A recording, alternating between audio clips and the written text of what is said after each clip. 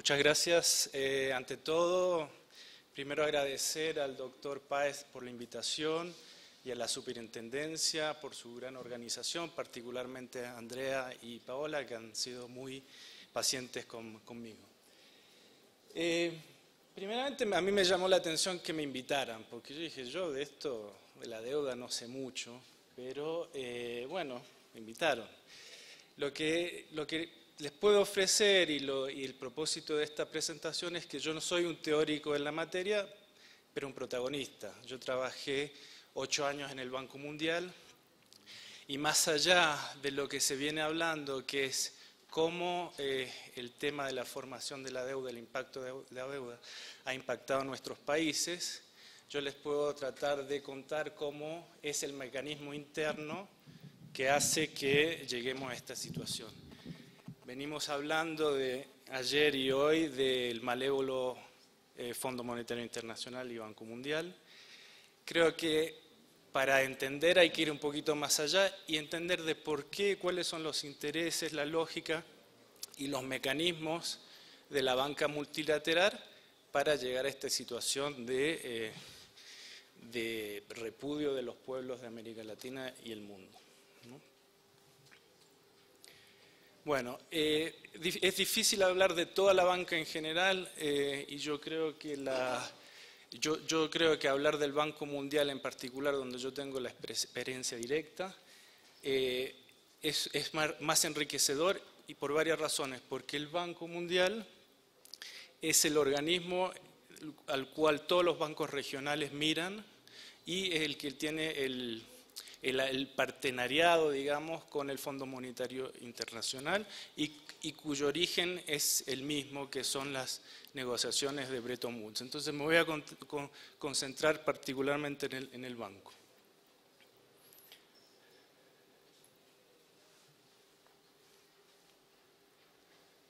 Bueno, el Banco Mundial es un banco de desarrollo creado originalmente en el año 44 con la idea de crear dentro del sistema de Naciones Unidas un banco de desarrollo a la par de un fondo de estabilización monetaria.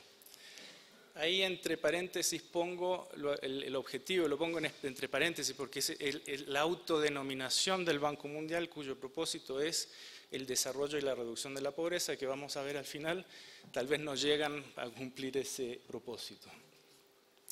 Entonces, esto se da en posguerra, en el año 44, pero a partir de una propuesta de personas de la administración de Roosevelt, que empiezan ya en el año 42 a imaginarse estas instituciones, muy marcados por la política del New Deal y del keynesianismo, tanto el banco como el fondo. Y la idea del banco era proveer fondos a las economías que estaban en recesión, estaban todavía con la mente de la Gran Depresión, y lo del fondo con el resultado de la Segunda Guerra Mundial, que estaba haciendo estragos con las tasas de cambio y las monedas.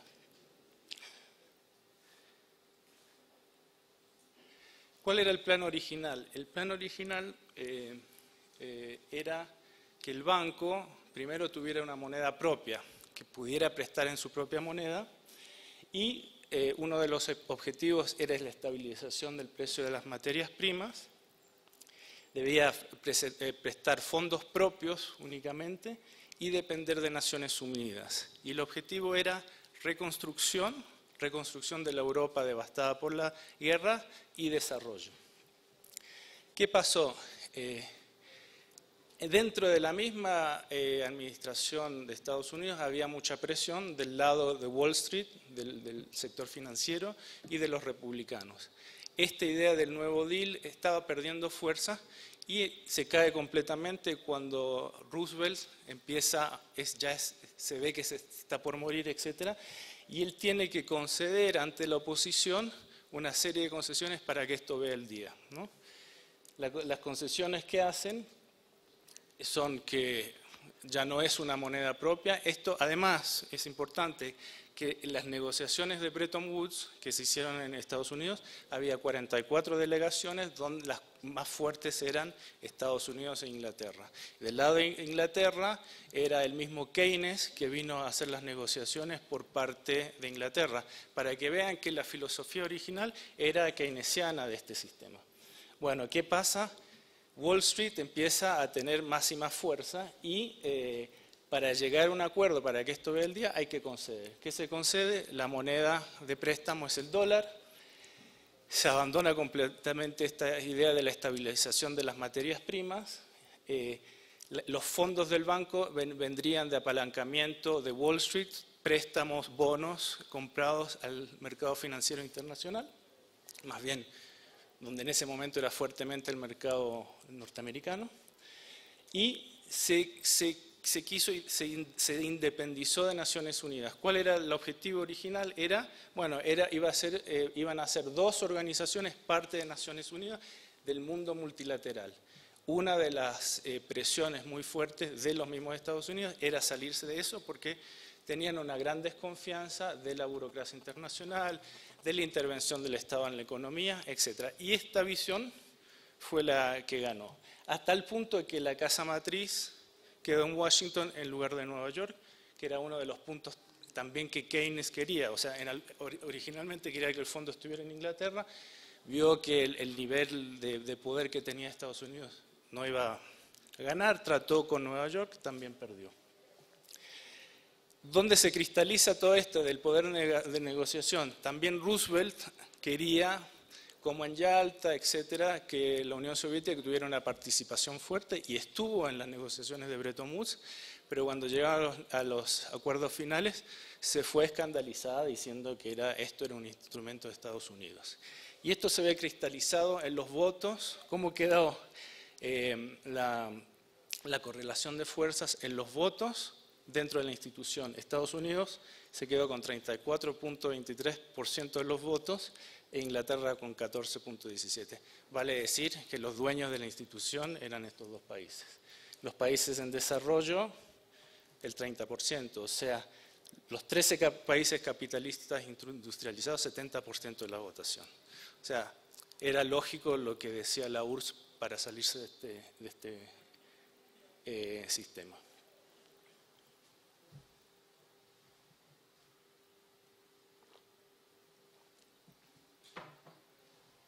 Al inicio, dentro del esquema de la dirección del banco, que en realidad fueron el representante, el ejecutivo de Estados Unidos ante el banco, fue White, que fue uno de los ideólogos de este sistema, eran todavía del New Deal. Entonces, al inicio el banco todavía tenía mucha resistencia, a pesar de las concesiones de parte de Wall Street. Y fue al año siguiente, en el 47, que cambia la dirección, que cambian a todos estos personajes, que entra una serie de personajes directamente venidos de Wall Street, donde el banco ya se vuelve completamente amigable para Wall Street. A partir del año 49, por ejemplo, porque el banco entra a funcionar en el 46, dominado por Wall Street en el 47, a partir del 49 de la India postcolonial, empieza a reclamar los países en desarrollo, porque el banco era banco de reconstrucción y desarrollo, pero no había ningún préstamo para ningún país en desarrollo.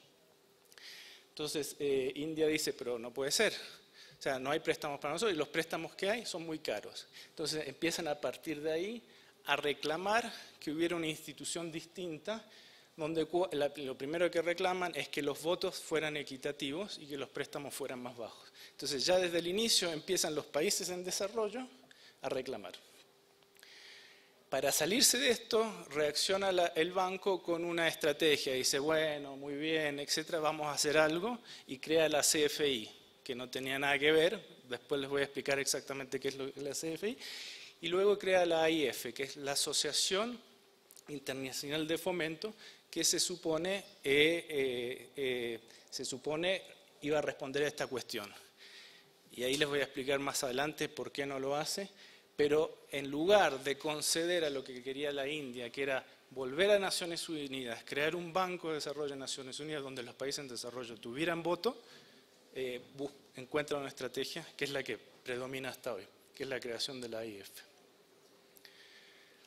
Entonces el Banco Mundial, lo que conocemos como Banco Mundial ahora es la creación original, que es el Banco Internacional de Reconstrucción y Fomento, que es el BIRF, la creación original, actualmente 188 miembros, número de préstamos importantes, etc. Y el segundo es la AIF, que fue esta creación que les acabo de mencionar, que en el fondo, además, no es un organismo independiente, es simplemente un fondo que maneja la misma estructura burocrática del Banco Mundial, pero los fondos vienen de otra manera.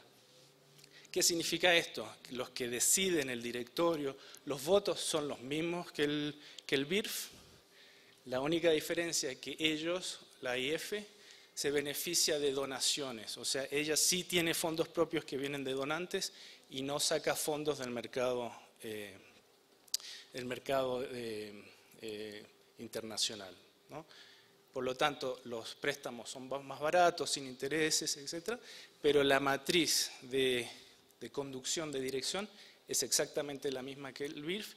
Lo único, y además son los mismos funcionarios, lo único son los mismos mecanismos, simplemente que en los papeles, en vez de decir BIRF, dice AIF, nada más.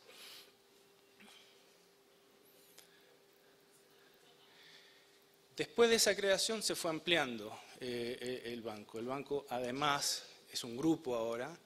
Además del BIRF, la AIF, está la CFI, que es la Corporación Financiera Internacional, la Agencia Multilateral de Garantías e Inversiones y el famoso CIADI, que es el Centro Internacional de Arreglo de Diferencias Relativas a Inversiones. Todo esto lo vamos a describir, pero ven cómo del origen de un banco de desarrollo, esto ya es un gran grupo financiero con múltiples funciones y múltiples instituciones. El BIRF, ¿qué es el BIRF? En realidad el BIRF es lo fundamental. Dentro del BIRF está 80% de los funcionarios y el BIRF se dedica a dar préstamos a países que están catalogados de ingresos medios y altos. Es decir, más allá de un PIB per cápita de $925. Son préstamos que salen, como les dije, del mercado de valores internacionales, y como el BIRF tiene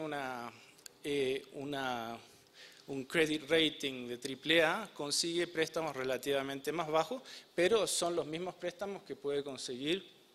Vimos que Chile tiene AAA, también lo puede conseguir Chile. No hay una diferencia significativa para algunos países. De hecho, hay países que son AAA que ya no acuden al Banco Mundial. Como les dije, la diferencia en la AIF es que la AIF sí, su fondo que presta está constituido de donaciones de distintos países. Cada X años va la burocracia de la AIF a unas reuniones donde pide a los donantes un nuevo pedazo de donaciones para los próximos años y gracias a ello puede dar préstamos, sí, esta vez bonificados y con maduraciones más largas y periodos de gracia más largos.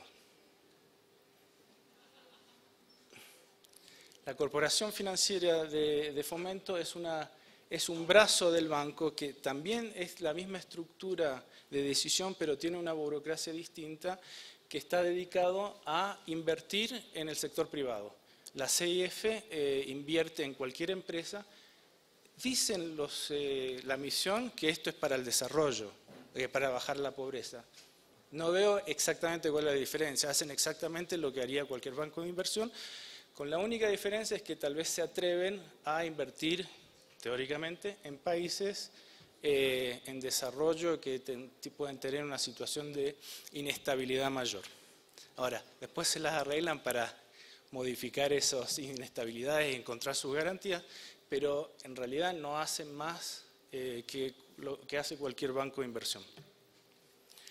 La Agencia Multilateral de Garantías e Inversiones es una agencia, el número de funcionarios son muy pequeños y lo que hace esta es dar garantías a inversionistas o a partners que están en un consorcio con la CFI para bajar los riesgos que pueden tener esos inversionistas en países y riesgos que no tengan que ver con el riesgo comercial.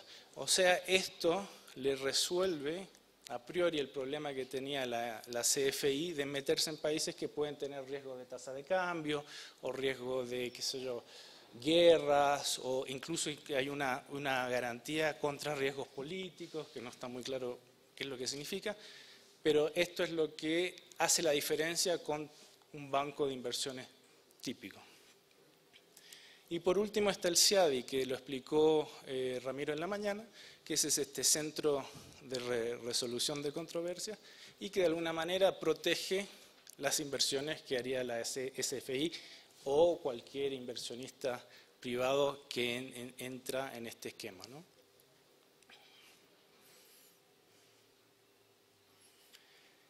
¿Cómo funciona el banco? ¿Cómo es el gobierno del banco? ¿Cómo se dirige? El banco está compuesto por accionistas, que son los países miembros. Diríamos que es como una cooperativa. Somos los países miembros que en teoría somos dueños del banco. Y cada miembro es dueño en función de las partes que tiene en las acciones del banco. En la práctica, esos accionistas están representados por una junta de gobernadores que casi siempre son los ministros de Hacienda de los países, y esta junta de gobernadores se reúne una vez por año en una famosa reunión anual que se llama la reunión anual de gobernadores, pero en la práctica ellos delegan sus potestades a 24 directivos que representan a los gobernadores, ¿no? En este esquema, y a raíz de los arreglos de Bretton Woods, el código no escrito es que el presidente del directivo de la dirección ejecutiva sea Estado de Estados Unidos. No está escrito, pero es así. Y se presenta, la práctica es que lo nombra el presidente de Estados Unidos y la junta de directores lo aprueba. O sea, no ha habido ningún caso. El caso de Wolfowitz fue el más cercano, donde hubo idas y vueltas, etc., pero nunca se ha dejado de nombrar a un presidente que nombre Estados Unidos. Los accionistas, estos 24 miembros, ahí vamos a ver que, como vemos, de esos 24 miembros hay 9 que representan a un país. Hay 9 países que tienen uno y los demás, un representante representa a un grupo de países. En la práctica son estos que conducen la política del banco y el día a día del funcionamiento del banco.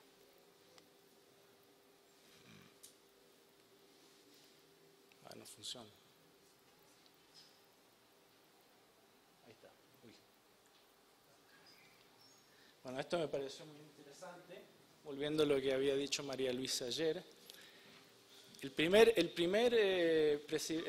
presidente del banco fue un banquero de negocio de Wall Street, pero en realidad era editor del Washington Post. Era un tipo que tenía, era bien visto por Wall Street, pero no era un Wall Street de verdad y por eso duró re poco. A partir de ese año, fíjense, son todos Chase National Manhattan, Chase Manhattan, First Boston, son todos o directivos, presidentes de banco o del sistema político de Estados Unidos. McNamara, que fue un presidente que marcó mucho al banco, fue el presidente de la Ford, luego ministro de Defensa, tuvo un rol importante en Vietnam, ustedes saben. Acá Conable, un miembro del Congreso, pero miembro de la Comisión Bancaria del Congreso, o sea, amarrado con los intereses bancarios desde el punto de vista político. JP Morgan, Wolfenson, que también fue un presidente que tuvo mucho éxito de la banca de inversión, al salir y tenía su propio banco de inversión. Después viene Wolfowitz, que viene del sistema político completamente de Estados Unidos, con roles importantes en la política de los halcones de Estados Unidos en la guerra de Irak, con un desempeño como embajador en Indonesia muy fuerte con tratando de salvar a la dictadura en Indonesia. Y este fue el presidente que causó la más dura reacción para que no fuera nombrado primero, y cuando fue nombrado, el repudio del conjunto del staff. Se hicieron encuestas secretas donde el 95% del staff rechazaba a este señor y no hubo caso. Los vicepresidentes, que no son tipos de tomar riesgo con su carrera política, fueron y le hablaron a los directores ejecutivos de Estados Unidos para rechazar a Wolf y no hubo caso. Sin embargo, por la presión que en realidad no fue una presión debido a sus funciones, hubo un escándalo, una de su novia era una miembro del staff y le subieron el salario de manera indebida, y gracias a eso él renunció después de 2 años en vez de quedarse su periodo de 5 años. Luego siguió Selig, que es un tipo muy conocido en América Latina, que fue el artífice de todos los tratados de libre comercio, el negociador principal de Estados Unidos, y tenía la visión neoliberal de competencia abierta, comercio abierto para todos, pero además había trabajado en Fannie Mae, que es el banco de las hipotecas de Estados Unidos, fue uno que tuvieron que nacionalizar por la crisis financiera del 2008, Goldman Sachs, que ustedes conocen, etc.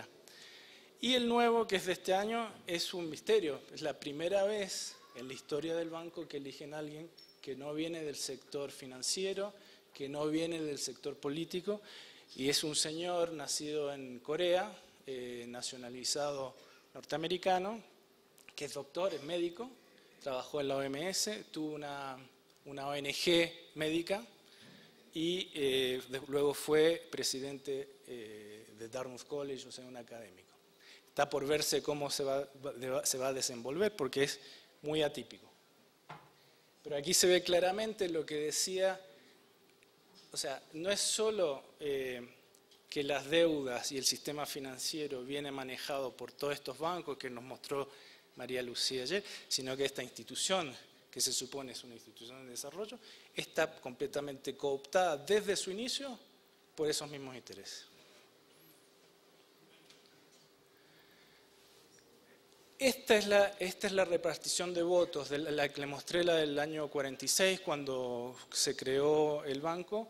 Han habido sucesivos cambios por distintas presiones. La última fue de Japón, que exigió tener mayor participación, y después de muchas idas y vueltas en el año 2006 se cambió la repartición. Estos 1, 2, 3, 4, 5, 6, 7, 8 países son los que tienen un representante en el directorio, ¿no?, con estas posibilidades de votos, y todos estos países son grupos de país, los cuales representan a varios países con este tipo de votos, ¿no? Pero ¿qué fue lo para que vean la importancia de Estados Unidos, qué fue lo que otorgó Estados Unidos a Japón? Le dijo, muy bien, ustedes suban su participación, pero lo vamos a hacer a cambio de que la mayoría necesaria para que se cambien los estatutos, que hasta ese momento había sido 80%, suba 85%. ¿Qué significa? Que de hecho Estados Unidos tiene un veto, porque no se pueden cambiar los estatutos porque tiene una mayoría de veto, ¿no? Bueno, la estructura de organización es el staff, son entre 10.000 y 12.000 personas, repartidas en 109 países, y alrededor del cual giran 5.000 consultores independientes que tienen contratos temporarios, como cualquier tipo de consultoría. Lo que es interesante de estos consultores son los mismos que en los distintos países dan consejos independientes sobre otros temas, sin decir que tienen un contrato anual con el banco y asesoran al banco. La mayoría del staff está en Washington, porque afuera hay como 2.000, la mayoría de los 8.000, 9.000 están en las oficinas en Washington, D.C. Bueno, después de ese panorama, ahora lo que voy a tratar de hacer es tratar de ir deconstruyendo cuál es el mecanismo que tiene el banco para ejercer esta presión a los países y bueno, y de dónde viene lo que los compañeros hasta estos días vienen manifestando, ¿no? Creo que queda claro que desde su concepción la institución está bajo la influencia de Estados Unidos. Desde la negociación misma, donde el gran ganador de la guerra, Segunda Guerra Mundial, es el principal negociador y se crea esta institución, logra doblegar el punto de vista keynesiano, logra una independencia de Naciones Unidas, etc. Ahí ya se muestra desde su origen la influencia de Estados Unidos. Ya vimos el tema del voto, los votos y el veto que tiene Estados Unidos y la nacionalidad del presidente. Pero ¿en qué se ha traducido eso en la práctica? En la práctica es que Estados Unidos en diferentes momentos ha realmente ejercido esa presión, que va más allá del tema de cómo funciona el banco, pero sí ha ejercido esa presión. Un préstamo de reconstrucción de posguerra en Francia, uno de los primeros préstamos, le preocupaba mucho a Estados Unidos que en el gobierno francés estuviera el Partido Comunista Francés o fuera a estar en la coalición. Hicieron tal presión de que se tuvo que salir el Partido Comunista de la coalición de gobierno y luego dieron el préstamo. Obviamente esto no está dicho así, etcétera, pero así fueron los hechos. El proyecto de Aswan en Egipto es súper interesante, es un gran megaproyecto que que después se hizo. De hecho, lo primero que hizo Egipto es pedir financiamiento al banco. Y el banco empezó a decir que sí, que no, se retrasó por distintas cuestiones y en particular por la reticencia que tenía Inglaterra hacia Nasser, que era nacionalista, etc.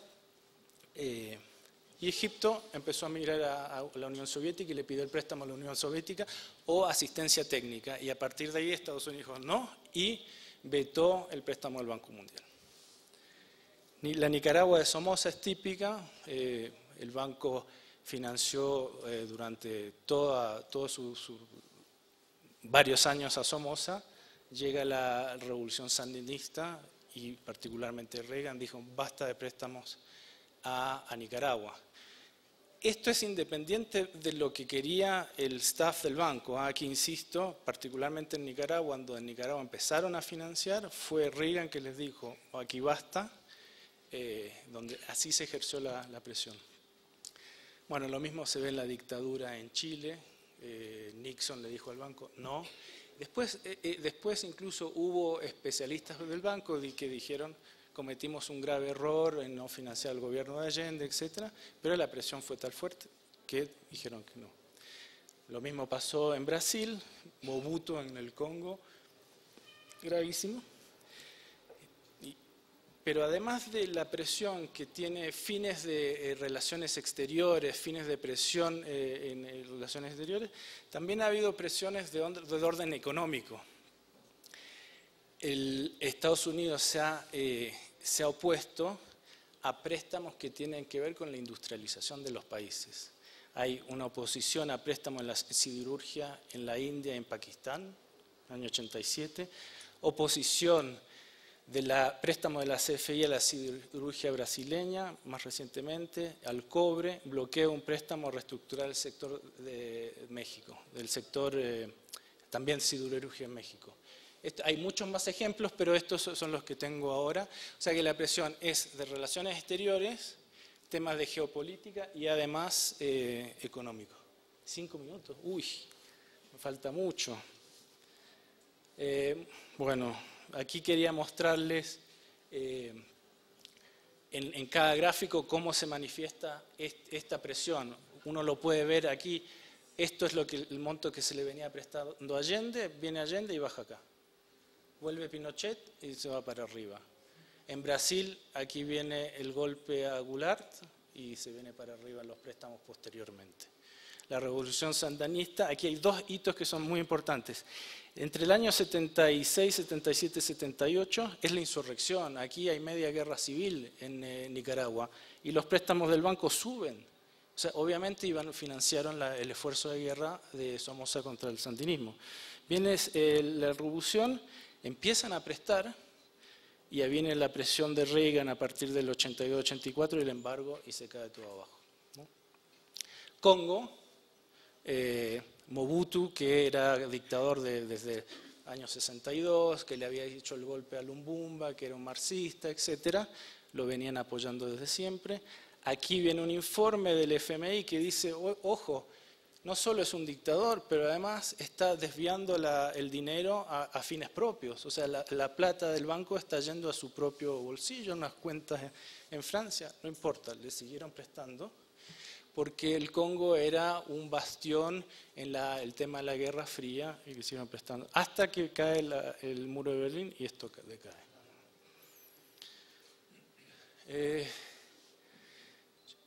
El segundo tema, uno es la presión, la influencia de Estados Unidos y el otro es la matriz ideológica propia del banco. Y yo estuve pensando un poco y la verdad es que es una institución que está dominada por economistas neoclásicos. Y la economía neoclásica no sabe nada de desarrollo. La economía neoclásica es abstracta, no tiene nada, no tiene vocación histórica, no mira el contexto cultural, y es a partir de eso que pueden sacar estos modelitos distintos que aplican a todo el mundo. En los años 70 se hizo bastante reflexión teórica,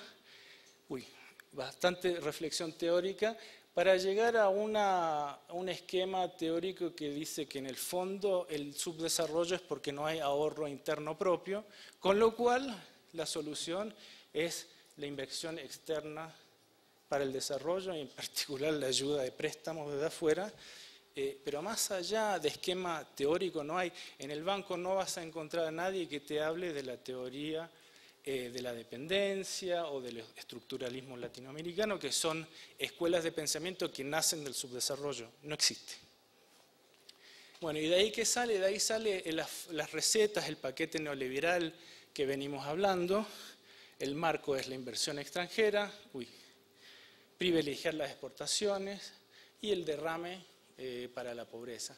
Pero en los casos extremos que hemos visto de crisis o de postdictadura, etcétera, viene además la estatización de la deuda privada, porque ¿cuál es la pretensión? Es sanear el sector público, porque lo que importa es sanear el sector privado, porque lo que importa es el sector privado, la reducción del gasto público para que haya suficientes fondos para seguir afrontando la deuda, la venta de activos, ¿no? Y la introducción del PPP y la inversión extranjera general, ya con el esquema del CIAD y la CFI, etcétera. Bueno, aquí hay un claro conflicto de interés porque es la misma institución que está desarrollando el marco teórico que la que se beneficia de este esquema. Hay un caso extremo que yo le decía a las chicas de Túnez, que una de las cosas que hizo el Banco Mundial es que otorgó préstamos a las potencias coloniales al inicio, a Francia, Inglaterra, etcétera. Cuando vino la descolonización, se las transmitió a los países. O sea, los países descolonizados como Túnez en África heredaron deudas contraídas por Francia o Inglaterra para un mismo proyecto colonialista de extracción y después tuvieron que asumir. Ellos nacieron ya con deuda. Bueno, ya vimos que presiones, apoyo a las dictaduras, el banco no ha tenido reparos éticos de ninguna forma. Bueno, esto lo paso, que son cómo viene creciendo la deuda, que lo vimos ayer. Aquí lo importante era mostrar que a partir de la crisis de la deuda esto va para arriba y a pesar de las transferencias netas en favor de la deuda ha seguido creciendo. ¿Qué es lo que decía María Luisa de esta bola de nieve de la deuda que se fue reproduciendo por el esquema financiero? Bueno, esto ya es lo mismo. Sí, aquí quería mostrar rápidamente, aquí se ve, aunque es chico, el proceso de la estatización de la deuda privada, esto es para todo el mundo.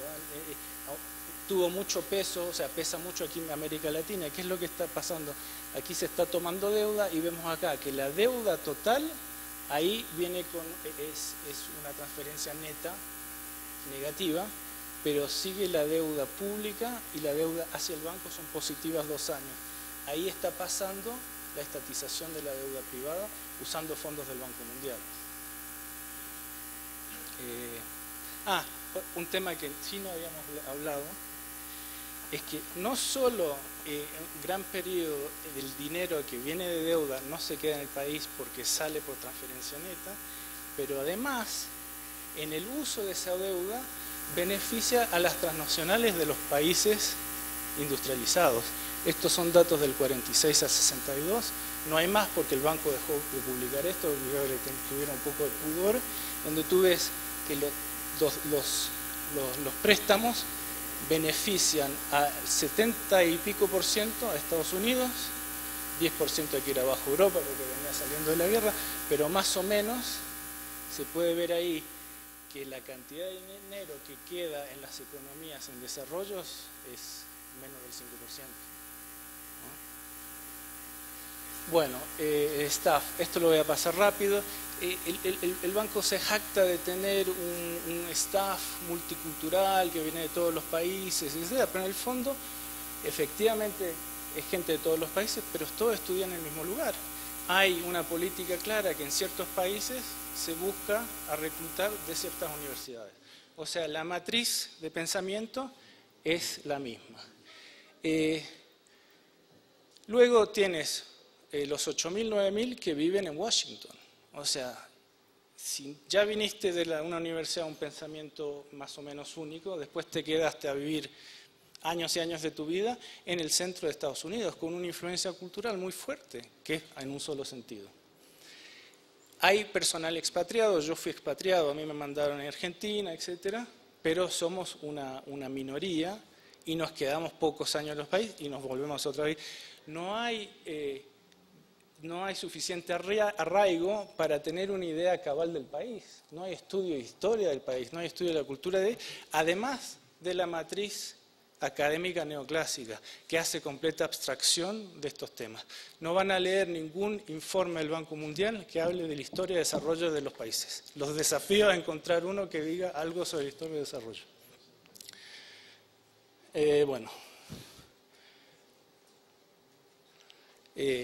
Voy a hacer, bueno, si me dejan yo sigo, así no paro. En la implementación, ¿cómo funcionan los préstamos? Se divide esto en 3 partes. Una parte es la estrategia de país, que es en la cual el país se pone de acuerdo con el banco, le pide una cartera de préstamos y ahí se define en qué sectores se va a trabajar. El banco, si un país llega y dice, mire, yo quiero desarrollar la energía, qué sé yo, y necesito un préstamo al sector energético, el banco dice, no me gusta la política de subsidios que tienen, no lo financio. Ya está. Entonces, en la misma cartera de préstamo tiene derecho a hacer eso, pero hay una presión ya indirecta porque de alguna manera está dando una opinión acerca de la política que tiene el país en ese sector, ¿no?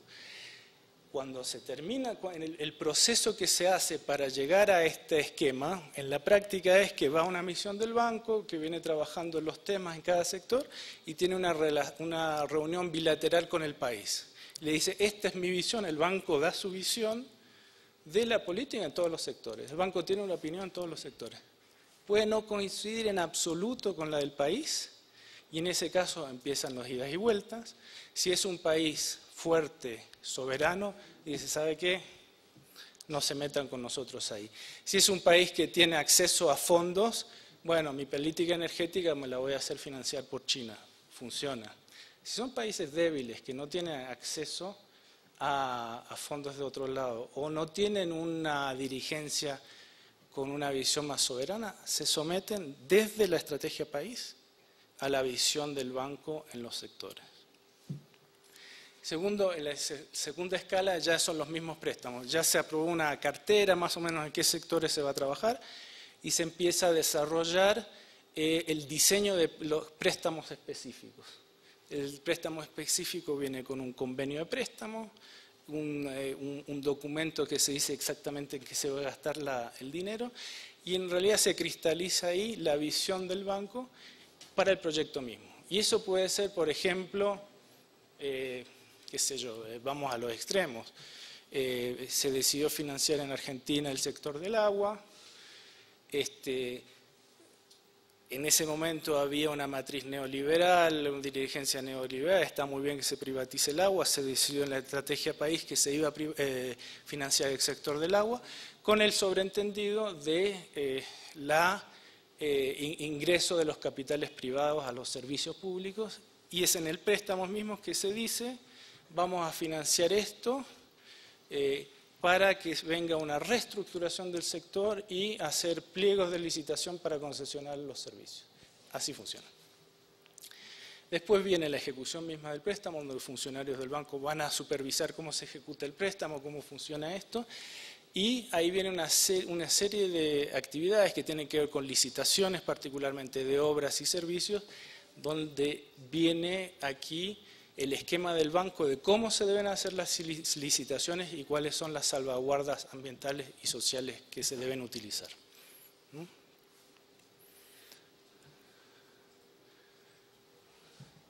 aquí esto lo voy a hacer rápido.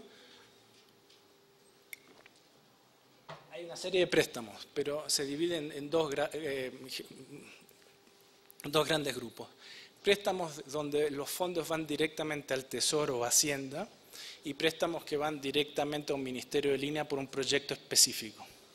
Los famosos préstamos de ajuste estructural, que vinieron del FMI, el banco también los hizo, y es la misma filosofía, que son estos, ¿no? Que al tener tan mala prensa de los años 80 y 90, ahora le cambiaron el nombre, pero siguen siendo los mismos, que se llaman Development Policy Loans, que son préstamos de desarrollo, pero es la misma filosofía. ¿Qué hace? Va el dinero al Tesoro, en un país donde tiene problemas de presupuesto, le cae muy bien que lleguen estos fondos, pero a cambio de eso viene una serie de condiciones que son de orden de estructura económica y no que tengan que ver con un proyecto específico. Es a través de esto, y es el mismo mecanismo que usa el FMI, donde vienen los cambios a la estructura. Es a través de este préstamo. En Túnez les pueden imponer el código de inversión, les pueden imponer que hagan las cosas por PPPs, es a través de este préstamo. Hicieron unos que son un poco una vergüenza, que son similares para los países muy endeudados en los años, comienzos de los años 2000, que son de la misma cosa, pero los llamaron de reducción de la pobreza. ¿Y qué era esto? Iban los países muy pobres, Haití, Nicaragua, tuvieron esto, que es toda la economía financiada por un préstamo del banco. Y era una estructuración no solo de un sector, sino toda la economía, y fue la manera en que en Nicaragua, años Bolaños, se liberalizó completamente. A cambio se suponía de una quita en la deuda. Esa era la trampa acá. La quita en la deuda fue 6% de esto, y esto lo usaron unos 18 países en el mundo. Bueno, la presión no viene únicamente de los préstamos, viene también de la concepción cultural, el dominio cultural que viene a través de los estudios, porque lo que ha logrado hacer el banco es constituirse en una institución de desarrollo. Al ser una institución de desarrollo y efectivamente tener profesionales muy capacitados, hace estudios analíticos, hace recomendaciones de distintos tipos. Estos que se llaman Economic Sector Work son estudios que pueden abarcar cualquier tema, es donde el banco da su visión y planta su política en cualquier sector. Es a través de estos que te van a decir que para el desarrollo hay que privatizar porque el sector privado es más eficiente, o que te van a decir que sin inversión externa las economías se mueren. Ahí van marcando la ideología. Hacen esto mismo lo hacen para las regiones importantes, o sea que pueden pasar un año trabajando en una cosa que se llama un flagship, que es para decirle a toda América Latina lo que tiene que hacer con sus pensiones. Y después de muchos estudios, y la verdad que hay muchos datos, con esa base te pueden decir algo que se debe aplicar a toda América Latina. Después tienen esto, que son estudios particulares que van para promover el sector privado, el clima de negocios, doing business, que habló el compañero del clima de negocios en Perú, que seguramente el banco asesoró con este tipo de instrumentos. Yo trabajé en uno de estos, consiste en una encuesta que se hace en todos los sectores y es amplísima. En el sector que le puede tocar a uno puede haber una pregunta y a partir de eso te hacen toda una teoría. Yo les decía, pero esta pregunta, yo no puedo hablar de la infraestructura con esta sola pregunta. No, inventa. O sea, ahí se ve claramente la diferencia entre bajar línea y lo que es el trabajo analítico de verdad. Las notas de política, lo que ya hablé, es lo que se hace para negociar la estrategia país, o sea, el paquete de préstamos inicial. En todo esto, lo que el banco logra es mantenerse en un sitio de prestigio donde su opinión técnica y académica tiene un peso importante. Bueno, las condiciones de préstamo hemos hablado, los países los han sufrido, no voy a hablar más de esto, pero cada préstamo tiene sus condicionalidades que varía también con el poder de negociación que tiene de la contraparte. Aquí es muy importante cómo se plante el gobierno. Yo he visto que el banco venir con él, el gobierno decir no, y se bajan. Como he visto gobiernos muy débiles que aquí les imponen todo y aceptan, ¿no? Y estas dos cosas que para mí son importantes es a la hora de ejecutar los préstamos hay normas de adquisiciones y normas ambientales y sociales. Las normas de adquisiciones se imponen, son parte del convenio de préstamos, o sea, no se puede funcionar con el banco sin usar estas normas. ¿Cuál es el tema acá? Que son normas que no tienen que ver con el país, o sea, que esto te impide a tu propio país utilizar tus propias normas. Si tienes un país que está desarrollando sus normas de adquisiciones o tiene una visión del tema ambiental y social, tiene que adoptar esto, no puede usar sus propias normas. Esto además impide a propios países desarrollar lo propio, además de estar en contradicción. A mí me tocó, por ejemplo, le va a dar Lisa Ramiro, un trabajo en Uruguay, especialista del Banco Social. Me venía a ver dónde estaban los indígenas en Uruguay. Era un proyecto de carretera. Entonces dije, bueno, no hay indígenas en Uruguay. No, sí, tengo que ir a ver. No hubo caso de convencerla. Le dimos, bueno, aquí está el auto, aquí está el allá, vaya. Y fue a recorrer Uruguay a buscar un charrúa, no encontró nunca. Así es. Entonces, estas normas son unas normas que son la misma para todos los países. Fit all. No importa cuál sea el nivel de desarrollo de su propia lógica en el país. Son las mismas normas de reasentamiento que se usan en Uruguay, que se usan en Bangladesh.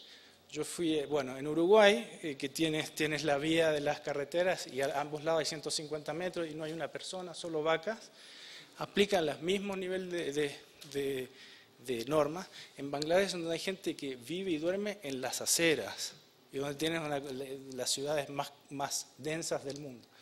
Y no hay manera. Y además del desconocimiento propio de los funcionarios que llegan sin conocer el país y tratando de imponer sus propias normas.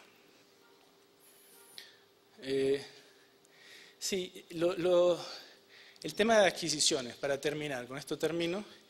Y esto refleja un poco el gráfico anterior. ¿Por qué mucha parte de los préstamos quedan en manos de corporaciones extranjeras? Bueno, en las licitaciones, en las condiciones de licitación, no hay preferencia nacional y distintos indicadores, por ejemplo, el ratio de endeudamiento de activos de una empresa, las garantías bancarias que tiene la empresa, se aplican las mismas a todas. Se le van a aplicar las mismas en Polonia de las que se pueden aplicar en Paraguay. Se aplicaba esto en Paraguay, no había una empresa que entrara. Y bueno, entran de afuera, te dicen. Y así funciona. En las de consultoras es incluso más grave, diría, porque el nivel de las consultoras en los países en desarrollo es tal vez menor que las constructoras, qué sé yo. Se hace una lista corta, se hace una lista larga, se presenta un montón, se queda una lista corta de 6 empresas. En esas 6 no puede haber 2 del país propio. O sea, si uno tiene 6 empresas de calidad, etcétera, no las puede dejar aunque se hayan calificado. Tiene que poner las 2 mejores del país y pueden ser 4 malas de Europa, aunque hayan 4 buenas de su propio país. ¿Entiende? Bueno, por último hay una preferencia en calidad y costo. Cuando se licita gana la consultoría con mejor calidad, una combinación de calidad y costo. Está bien en algunos casos, en otros casos está mal, porque hay consultorías que son de baja complejidad, que si uno las hace por costo beneficia a las empresas locales. Al hacerlas por calidad de costo te voy a beneficiar a la de Alemania.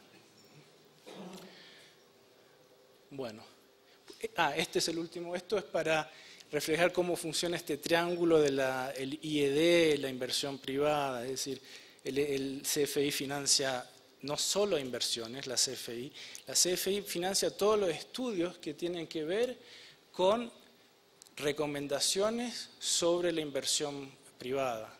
Es decir, ella misma hace los estudios para después ser la que va a ser la inversora en las empresas, ¿no? Bueno, ya habíamos hablado del tema de las garantías y el CIADI, y esto es todo un esquemita, un triángulo que cierra muy bien, bajo la filosofía de que lo mejor para el desarrollo es la inversión extranjera y privada. Las conclusiones. O sea, ¿de dónde viene esto por qué es tan malévola la banca multilateral? ¿Por qué es así? Bueno, hay una influencia de un poder importante. No ha habido una decisión que ha tomado el banco en su historia que haya ido en contradicción con la política exterior de Estados Unidos. Esto es un hecho. Tiene una hegemonía cultural dominada por el hecho que también esté la institución en Washington. Y después tiene una ideología que en realidad, si uno lo ve bien, es lógico. O sea, la institución depende de préstamos del mercado financiero internacional. Las presiones que va a tener la institución del mercado financiero internacional van a ser reales. Esto no es una invención. Si fuera una institución donde los fondos vinieran de otros lugares, sería distinto. Entonces, hay un interés directo para que Wall Street ponga presión en el funcionamiento del banco.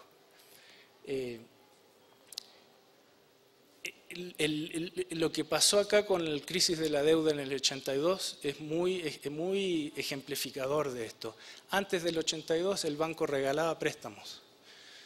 Allá no lo vimos muy bien, pero en los años 70 las tasas de intereses eran bajísimas, el banco le daba préstamos a cualquiera, es lo que dijo María Luisa. Viene la crisis y la misma persona que decía que antes, que es un funcionario importante del banco, que los países están maduros para recibir todos estos préstamos, después dijo, se las arreglan.